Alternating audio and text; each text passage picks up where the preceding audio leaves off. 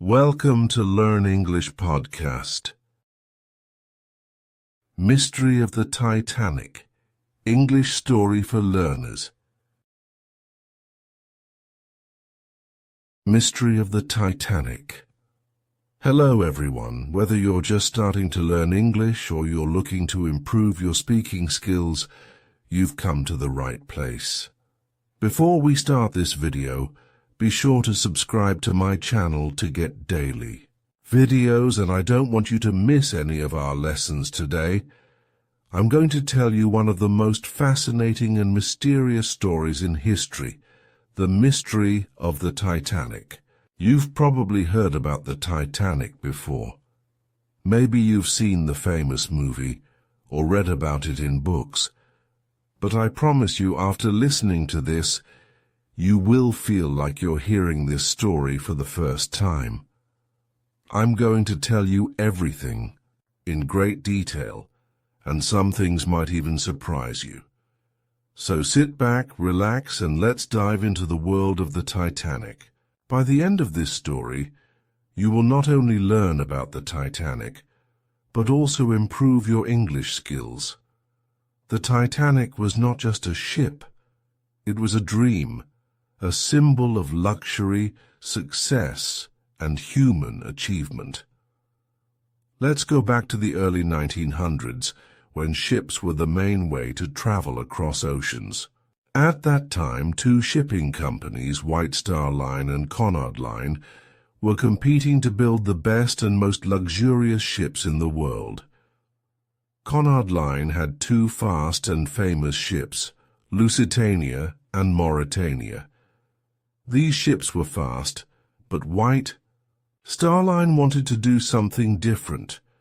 They didn't just want speed, they wanted luxury, comfort, and size. White Star Line decided to build three ships that would be the largest and most luxurious in the world: Olympic, Titanic, and Britannic. Out of these, Titanic became the most famous, but not for the reasons the company hoped. The Titanic was built in Belfast, Northern Ireland, by a shipbuilding company called Harland and Wolff. The construction started in March 1909 and took almost 3 years to complete. Thousands of workers worked day and night to build this giant ship. It was 882 feet, 269 meters long, and 175 feet, 53 meters tall. Imagine this. The Titanic was almost the size of 3 football fields placed end to end. Now let's talk about why the Titanic was called unsinkable. The ship had 16 watertight compartments, and the engineers believed that even if 4 of these compartments filled with water, the ship would still float. This technology was so advanced at the time that people thought it was impossible for the Titanic to sink. The vice president of White Star Line, a man named Philip Franklin, was so confident that, he said in front of the public, "The Titanic is unsinkable." Everyone believed it. The media wrote about it. It became the ship that could never sink. Now let's step inside the Titanic and see what made it so luxurious. At that time, traveling on the Titanic was not just a journey, it was an experience. The ship's interiors were designed to look like a 5-star hotel.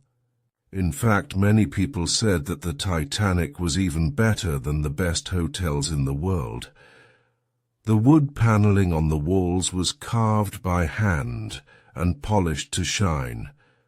The stained glass windows sparkled in the sunlight. There were 2 grand staircases, and one of them, the first-class grand staircase, became iconic. It was decorated with iron railings, gold details, and a beautiful glass dome above it. This staircase connected several decks and was where wealthy passengers would gather to show off their expensive clothes and jewelry. The Titanic had more than just beautiful rooms. It had facilities that were rare for ships at that time. A heated swimming pool, a Turkish bath where passengers could relax, an electric bath, which was considered a modern luxury, a gymnasium with exercise machines, a squash court for sports lovers, a library where passengers could read books, 2 barbershops for grooming and haircuts. There were also restaurants, cafes, and smoking rooms where passengers could socialize.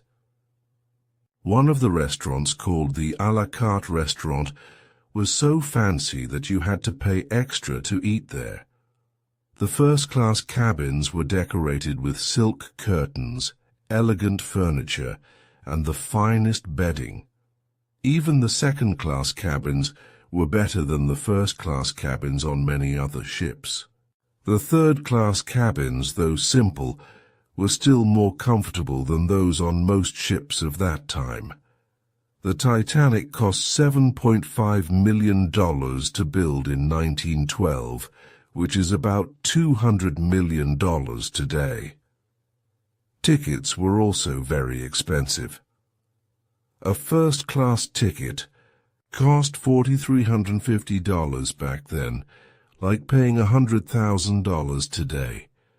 Second-class tickets were $60, about $1,500 today. Third-class tickets were $15 to $40, around $400 to $1,000 today. The Titanic was a luxury ship, and only the richest people could afford first-class tickets. When the Titanic was finally completed, people all over the world were excited. It was the biggest ship ever built. Famous actors, businessmen, and wealthy families booked their tickets months in advance. Everyone wanted to be part of the Titanic's maiden voyage, its first journey from Southampton, England to New York City, USA. The Titanic set sail on April 10, 1912. Crowds of people gathered at the port in Southampton to see the ship off. Families waved goodbye to their loved ones, and photographers clicked pictures of the grand ship as it slowly left the dock. On board were 2,224 passengers and crew members. Some of the wealthiest people in the world were there, including John Jacob Astor IV, one of the richest men in the world, Molly Brown, a famous socialite, Isidor Straus, the co-owner of Macy's department store, and his wife, Ida Straus. There were also immigrants traveling in third class, hoping to start a new life in America. For them, the Titanic represented hope and opportunity. The Titanic's journey started smoothly. The ship was cruising at a speed of 21.5 knots, which is about 10 kilometers per hour. Everything seemed perfect. Passengers enjoyed the luxurious facilities, relaxed in their cabins, and dined in the elegant restaurants.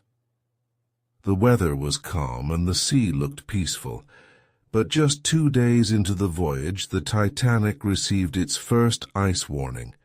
It was a message from another ship, warning about icebergs in the North Atlantic.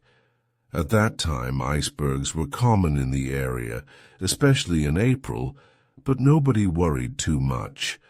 After all, the Titanic was unsinkable, right? The Titanic's journey continued, and by April 14, 1912, it had been sailing for 4 days. Everything seemed perfect. Passengers were enjoying their luxurious surroundings. The sea was calm and the weather was clear. But no one knew that this peaceful day would turn into a disaster that the world would never forget. Throughout April 14, the Titanic received 7 iceberg warnings from other ships in the area. These messages were sent through Morse code, a way of communicating using dots and dashes. Each warning informed the Titanic's crew about large icebergs ahead in the North Atlantic. Here's what happened with these warnings. Some of the messages never reached the captain, Edward John Smith, because they were not marked as urgent.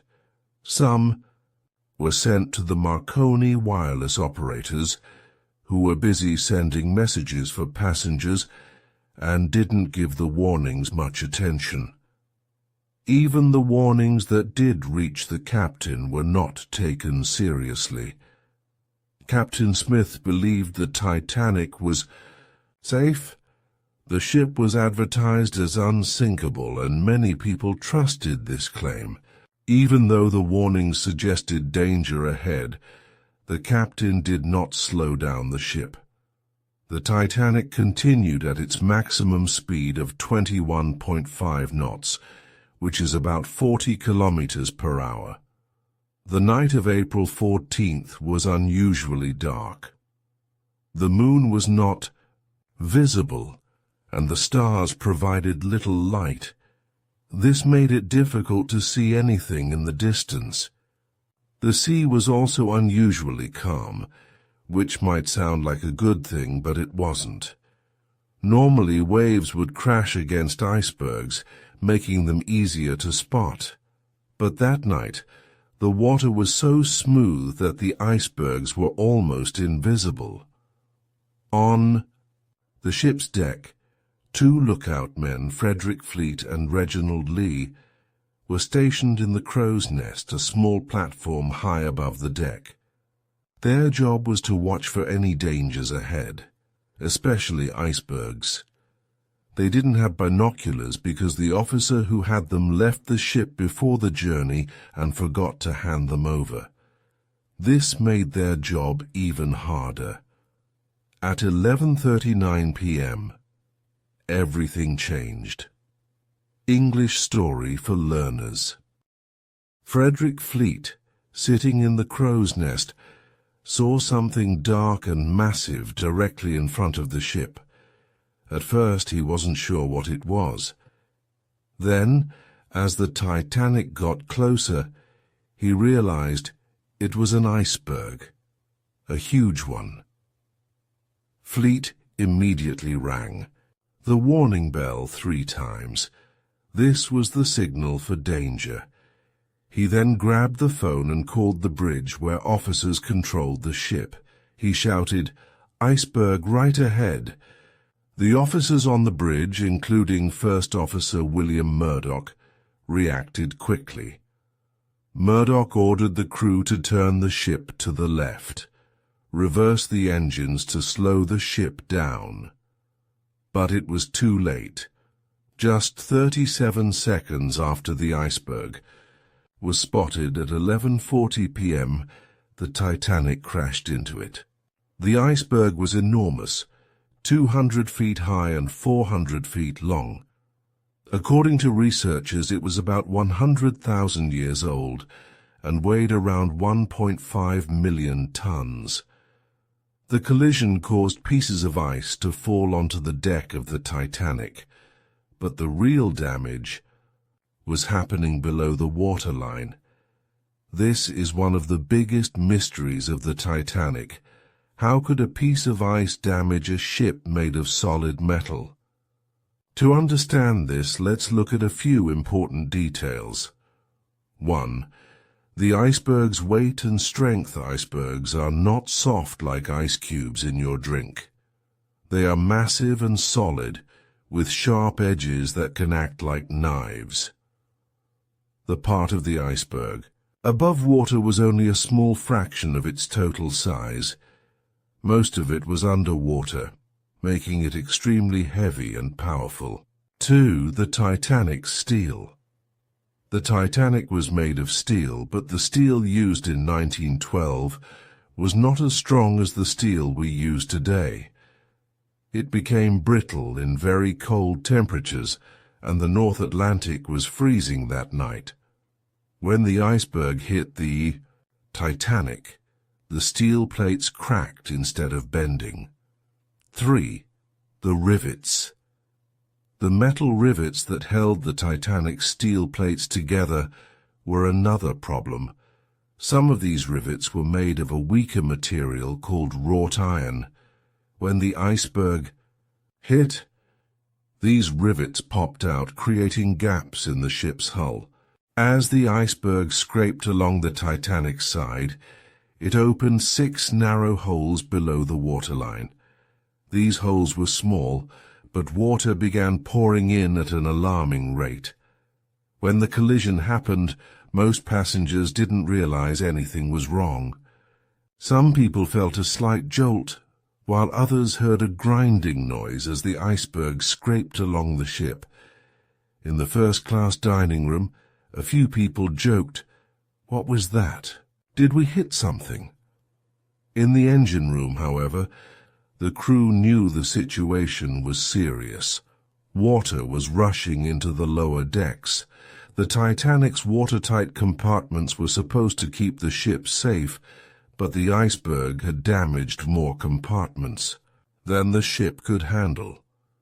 Scientists believe the iceberg that hit the Titanic started as part of a glacier in Greenland. Over thousands of years it broke off and drifted into the North Atlantic.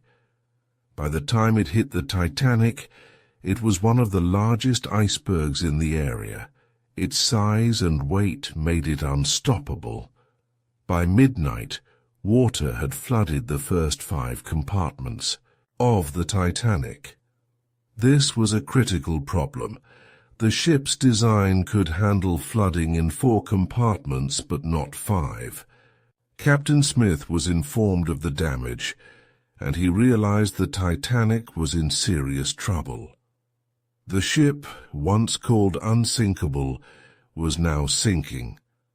But most passengers were still unaware of the danger.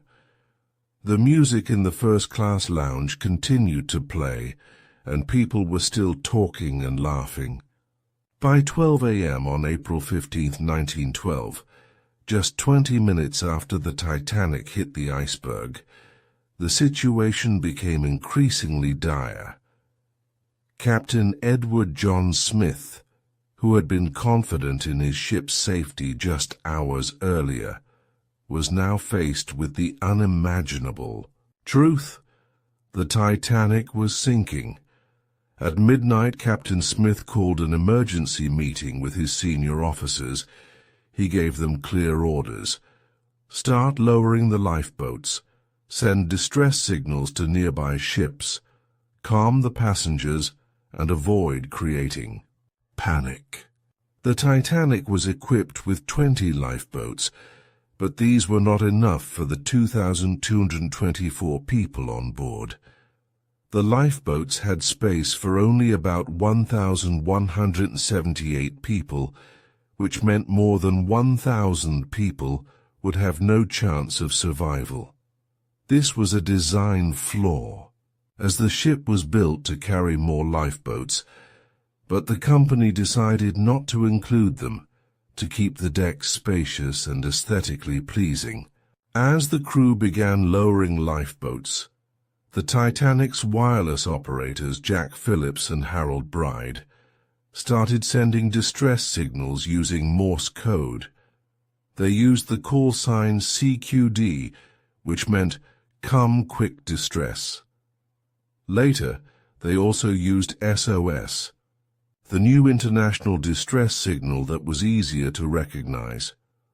One of these distress signals was picked up by the RMS Carpathia, a passenger ship about 58 miles, 93 kilometers away. The Carpathia's captain, Arthur Rostron, immediately ordered his crew to change course and head toward the Titanic. The Carpathia could travel at a maximum speed of 17 knots, but even at full speed, it would take 4 hours to reach the Titanic. Meanwhile, other ships like the SS Californian were closer but did not respond in time. The Californian's wireless operator had gone to bed and didn't hear the distress calls. As the crew lowered the lifeboats, confusion and fear spread among the passengers. Most people didn't understand how serious the situation was. The Titanic was still brightly lit, and the band continued to play cheerful music to keep everyone calm. In first class, some passengers hesitated to leave their luxurious surroundings. They thought the lifeboats were just a precaution. In third class, passengers faced a much harder time. Many were trapped in the lower decks and struggled to find their way to the lifeboats. Language barriers made it even worse, as many third-class passengers were immigrants who didn't speak English. By 12:30 a.m., the first lifeboat was lowered into the freezing Atlantic Ocean. It had space for 65 people, but only 28 passengers were on board. This was a common pattern throughout the night. Many lifeboats left the Titanic half empty because passengers didn't believe the ship was sinking or thought they'd be safer staying on board. As water continued to pour into the Titanic, it became clear that the ship's watertight compartments were not enough to save it. These compartments were designed to keep water contained, but they only extended partway up the ship. Once the water reached the top of these compartments, it began spilling over into the next ones. By 1:30 a.m., the bow front of the Titanic was fully underwater. The ship began to tilt forward, and panic spread among the passengers. As the lifeboats filled and were lowered, the passengers faced another deadly threat: the icy water. The temperature of the North Atlantic that night was -2 degrees Celsius, 28 degrees Fahrenheit, cold enough to cause hypothermia within minutes. Most passengers and crew who entered the water without a lifeboat did not survive.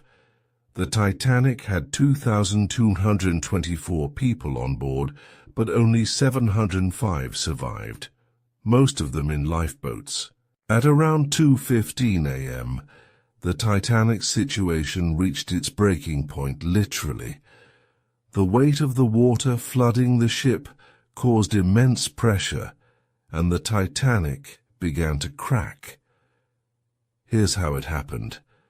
The bow was already underwater, pulling the ship downward.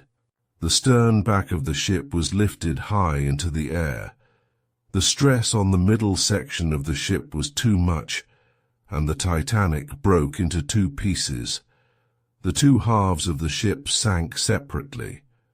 The bow plunged to the ocean floor first. The stern floated for a few moments before also sinking. At 4 a.m., 2 hours after the Titanic sank, the RMS Carpathia finally arrived. The crew immediately began rescuing survivors from the lifeboats. The Carpathia's crew worked tirelessly to pull people from the freezing water. Many survivors were in shock, crying or suffering from hypothermia. Some were too weak to climb aboard and had to be lifted with ropes. By 8:30 a.m., all survivors had been rescued, and the Carpathia set course for New York. The survivors left behind the wreckage of the Titanic and the bodies of more than 1,500 people who had perished. After the Titanic tragedy, the world wanted answers. How could such a grand and unsinkable ship sink? Why did so many lives get lost? As investigations began, one shocking controversy came to light: the mysterious role of another ship, the SS Californian, which was just 37 kilometers, 20 miles away from the Titanic when it sank. The SS Californian, a British steamship, was sailing in the North Atlantic on the night of April 14, 1912. the same night the Titanic struck the iceberg. Unlike the Titanic, the Californian wasn't rushing to make headlines. It had stopped for the night because of ice warnings and was surrounded by icebergs. Its engines were off, and it was stationary in the cold, quiet ocean. At around 11 p.m., the crew of the Californian spotted a large ship in the distance. This was the Titanic. From their deck they could see the lights of the enormous vessel. When the Titanic began sinking, its crew launched rocket flares into the sky as a distress signal. These white flares were visible for miles and were meant to alert nearby ships that something was wrong. The crew of the Californian saw these flares. One of their officers, Second Officer Herbert Stone, reported to his captain, Stanley Lord, that he had seen the rockets. Stone also noted that the large ship appeared to be stopped. However, Captain Lord dismissed the situation, assuming it was nothing serious. He believed the ship might be holding a party or celebration, which was not uncommon for wealthy passengers.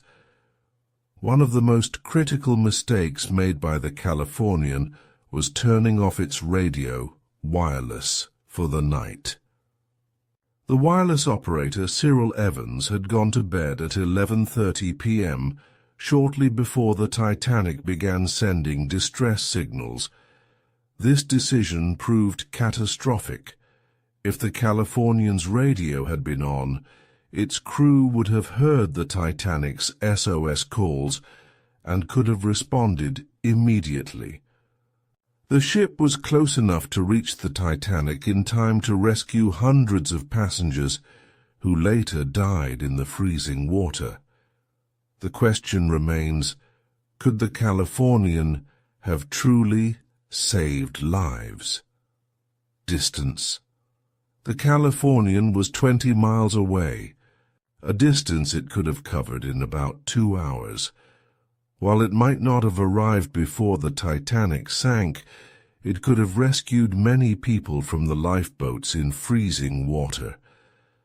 The Titanic sank at 2:20 a.m., and the Californian could have reached the site by 2:30 or 3:20 a.m., far earlier than the RMS Carpathia, which arrived at 4 a.m. Even saving 100 or 200 more lives would have drastically reduced the scale of the tragedy. The controversy surrounding the Californian led to significant changes in maritime practices. 24/7 radio operators. Ships were required to keep their wireless radios manned at all times to ensure no distress signals would go unheard. Clear signals. New guidelines were introduced for distress flares, making it clear that rockets in the night sky always meant danger, not celebrations. Responsibility to investigate. Ships were instructed to investigate any unusual activity, such as flares or nearby vessels appearing stationary. Captain Stanley Lord's reputation was permanently damaged by the inquiry. Lord spent the rest of his life trying to clear his name, but the controversy followed him until his death in 1962. The Titanic was not just a ship. It was a symbol of human ambition, luxury, and dreams. But in one tragic night, all of that was lost to the icy waters of the Atlantic. Even today, over a century later, the Titanic remains one of the most fascinating stories in history. After the Titanic sank on April 15, 1912, it disappeared into the dark depths of the Atlantic Ocean. For decades, no one knew exactly where the ship rested. People could only imagine what it looked like under the sea. Many believed the wreck would never be found, as it sank to a depth of 12,500 feet, 3,800 meters, far beyond the reach of most explorers at the time. It wasn't until 1985, 73 years later, that the Titanic was finally discovered. Dr. Robert Ballard, a deep-sea explorer, and his team used advanced technology to find the shipwreck. They sent a robotic submarine to explore the ocean floor, and what they found was breathtaking. The bow front of the ship was relatively intact, while the stern back was twisted and broken, evidence of the ship splitting in two before it sank.